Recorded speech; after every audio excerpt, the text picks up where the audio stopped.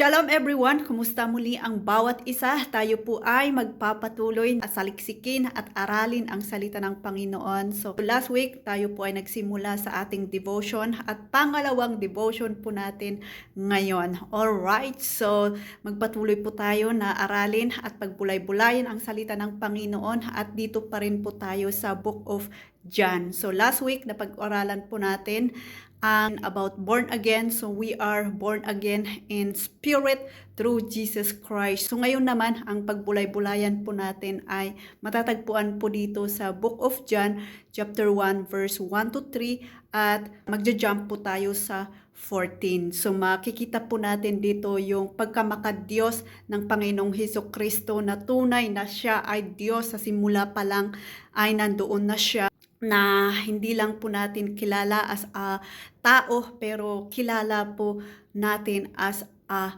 Diyos. Okay? So, I hope na maliwanag po sa atin ito at hindi lang po natin kilalanin si Panginoong Hesukristo na bilang tao, kundi kilalanin po natin siya as our Lord and Savior. So, sa pamamagitan po sa Kanya ay nagiging bagong nilalang po tayo at tayo na po ay may relasyon sa Panginoong Diyos na the Abba Father. So, magiging aware din po tayo na hindi lang po tayo makontento sa church na pinapasukan po natin. Kailangan po natin na alamin kung ano yung katuruan na church na yon para hindi po tayo maligaw. Okay? So, kasi may mga church na ang paniniwala lang po nila ay ang Panginoong Hesukristo ay tao lamang. So, dapat hanapin po natin yung church na ang paniniwala po nila ay ang Panginoong Hesukristo ay Diyos at ang Holy Spirit ay Diyos din. So, naniniwala po sila doon. Kasi kung mali yung pagkaunawa po nila about the Holy Spirit, about Jesus Christ, ay maapektuhan po yung salvation po natin at syempre lalong-lalo na yung faith, yung pananampalataya at pagtitiwala po natin sa Panginoon. Kaya napakahalaga sa una pa lang is alam na natin na ang Panginoong Hesukristo ay Diyos sa ating buhay at ang Holy Spirit ay Diyos na siyang nagbibigay ng totoo na ang Panginoong Hesukristo ay Diyos. Okay? So, wag lang po tayong makontento, kaya I hope na wala na pong magko-comment sa akin doon na basta nakontento tayo sa ating pananampalataya sa Diyos, which is wrong. Or nagpupunta lang po tayo sa church na dahil it is Sunday na kailangan na gawin po natin na mag-church. So which is ganun din po yung faith ko noon. Hindi ko alam noon na ang pagpunta sa church ay kailangan po natin i-worship ang Panginoong Hesukristo dahil He is a Lord. He is Lord sa ating buhay. So I hope na yun yung point kung bakit tayo pumupunta sa simbahan. Hindi lang po tayo makontento na dapat magsimba, kundi nagsisimba po tayo dahil naniniwala po tayo na ang Panginoong Hesukristo ay Diyos and He is worthy na sambahin. He is worthy na paglingkuran. Di po ba? Yun. So, maniwala po tayo na ang Panginoong Hesukristo ay Diyos sa ating buhay at tagapagligtas po natin. So, paulit-ulit po yan. Kahit paulit-ulit din po nila na hindi, na may nagsasabi na hindi po natin alam yung sinasabi po natin. But we always read the Bible at patuloy po natin na aralin ang salita ng Panginoon. At kahit kailan, wala pong sinabi ng Biblia na ang relihiyon ang makakapagligtas po sa atin, kundi ang Panginoong Hesukristo lamang. Yun nga, ang pag-uusapan po natin is matatagpuan po natin dito sa Book of John chapter 1 verse 1 to 3 at lalagpas po tayo sa 14. So basahin ko po dito, nang pasimula ay naroon na ang salita ay kasama ng Diyos at ang salita ay Diyos. Verse 2, sa pasimula ay kasama na siya ng Diyos. 3, nilikha ang lahat ng bagay sa pamamagitan niya at walang anumang nilikha nang hindi sa pamamagitan niya.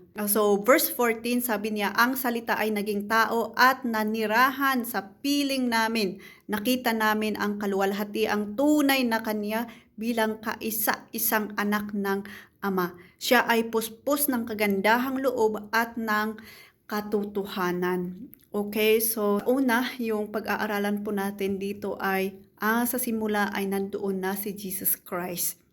Sa simula pa lang ay kasama ng Diyos. Nilikha ang lahat ng bagay sa pamamagitan niya. So, nilikha ang lahat sa pamamagitan niya at walang anumang nilikha ng hindi sa pamamagitan niya. So, lahat ng nilikha dito sa mundong ito at sa langit ay nalikha sa pamamagitan ng Panginoong Hesukristo. Kaya doon sa Genesis 1:1, mauunawaan po natin na ang Panginoon ay nandoon na. He is involved in creation of heaven and earth. Nandoon na siya. I hope na malinaw po sa atin dahil ang pinag-uusapan dito sa Book of Juan is Jesus Christ. So wag po tayong malito doon. So ako din po nalilito noon, pero ngayon na nauunawaan ko na is paniwalaan po natin yung salita ng Panginoon. Huwag po tayong malito na ang Panginoong Hesukristo ay Panginoon. Hindi lang po siya tao. So naging tao po siya dito sa verse 14. Ang salita ay naging tao at nanirahan sa piling namin. Sa piling natin, ang salita, yung word, ang Panginoong Hesukristo, yung verse 1, yung sinabi doon, ang salita ay Diyos. Ang salita ay kasama ng Diyos. So, ang salita ay ang Panginoong Hesukristo. Ang salita ay naging tao. So, naging tao si Jesus Christ. Kaya, pinagbuntis siya ng tao. Dito sa verse 14, makikita naman po talaga natin at nababasa po natin na ang Panginoong Hesukristo ay naging tao. So bakit po siya naging tao? Ang Panginoong Hesukristo naging tao para ipakita niya ang kaluwalhatian ng Abba Father. Maipakita po niya kung ano yung ginagawa ng Abba Father dito sa mundong ito. At magkaroon po tayo ng relationship sa Diyos. Dahil sa simula pa lang ay ang kasalanan ni Adam and Eve ay nagkaroon po tayo ng gap sa Panginoon. Kaya kailangan magkatawang tao ang Panginoon para tayo po ay maligtas at magkaroon po tayo ng relationship sa Panginoon. So napaka-valuable ang buhay po natin dahil sa ginawa ng Panginoong Hesukristo para sa atin. Biruin mo yung kaluwalhatian, yung pagka-Panginoon po niya ay hinubad niya. So I hope na maliwanag po sa atin yon na ang Panginoong Hesukristo ay nagkatawang tao dahil mahal na mahal niya po tayo at magkaroon po tayo ng tamang relasyon sa Panginoon. So kaya sinabi dito rin na siya yung kakaisang anak ng Ama. Siya yung kakaisang anak ng Ama. So tunay nga po na kakaisang anak ng Ama dahil siya po yung nagkatawang tao. Siya yung po yung nagkatawang tao na anak ng Ama. Nagiging anak ng Ama dahil siya na po ay nagkatawang tao. I hope na malinaw po yun. Nagkatawang tao ang Panginoong Hesukristo, kaya kung may nababasa po tayo sa salita ng Panginoon sa ating pagbabasa na ang Panginoong Hesukristo ay nananalangin sa Ama, ay dahil siya po ay nagkatawang tao at that time. At marami po tayong mababasa sa salita ng Panginoon na ang Panginoong Hesukristo ay tumawag sa Ama, na yun po yung mga ginagamit ng ibang denomination na hindi Panginoong Hesukristo. Siya po ay tao lamang dahil nananalangin po siya sa Ama. Kung hindi po natin naunawaan kung bakit nagkatawang tao ang Panginoong Hesukristo, ay mapapaniwala po tayo sa maling katuruan. So hindi ko po sinasabi na I'm always right. Malinaw na malinaw sa salita ng Panginoon dito sa Bible na ang Panginoong Hesukristo ay Panginoon at siya po ay nagkatawang tao para magkaroon po tayo ng tamang relasyon sa Panginoon. Nagkatawang tao po siya dahil sa sobra po niyang pagmamahal, dahil binavalue niya yung buhay po natin na sa una pa lang ay maganda naman yung intention po nila para magkaroon po tayo ng buhay na walang hanggan, but because we are in sin, nagkaroon po tayo ng kasalanan, minana po natin yan. Kay Adam and Eve ay nagkatawang tao po siya para iligtas po tayo at magkaroon po tayo ng tamang pakikipagrelasyon po sa ating Ama. Na yun po yung dapat sana mangyari, yun po dapat sana yung plano ng Panginoon, napakaganda, pero sinira ito ng kasalanan. So I hope na malinaw po sa atin na talagang ang Panginoong Hesukristo, binabalyo niya yung buhay natin. Magiging seryoso po tayo sa Panginoong Hesukristo dahil kailanman ang Panginoong Hesukristo ay nagiging seryoso sa ating buhay at mahal na mahal niya po tayo. Kaya't niya binuwis ang kanyang buhay at maligtas po tayo sa kasalanan na hindi po natin deserve maligtas.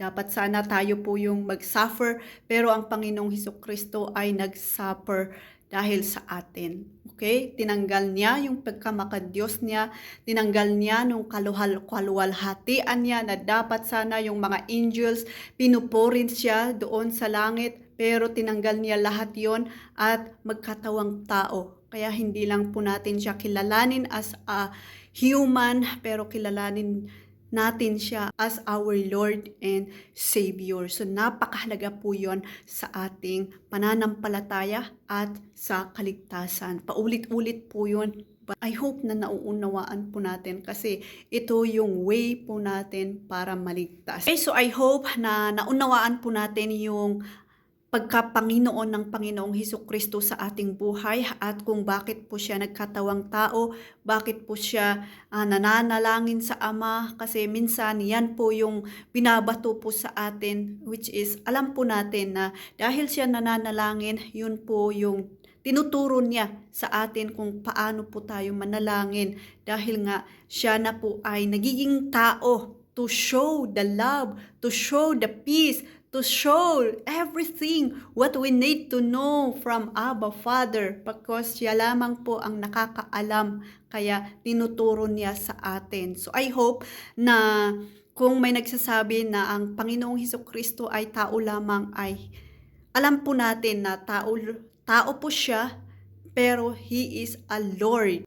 Dahil nagkatawang tao po siya para iligtas niya po tayo, paglingkuran po tayo, mamatay po siya at alam po natin na mabubuhay din po siya dahil siya po ay Panginoon at dahil sa sobrang niyang pagmamahal po sa atin. Okay, so hindi po ito madaling unawain kasi kahit ako din is matagal ko din po itong naunawaan pero sa ating pakikinig, pagbabasa sa salita ng Panginoon at humingi po tayo sa banal na Espiritu para maunawaan po natin ang salita ng Panginoon in that unti-unti na mauunawaan po natin and unti-unti din na ipinamumuhay po natin sa ating buhay. So yun lamang po that I hope na may natutunan po tayo sa oras na ito and shalom shalom, God bless, bye!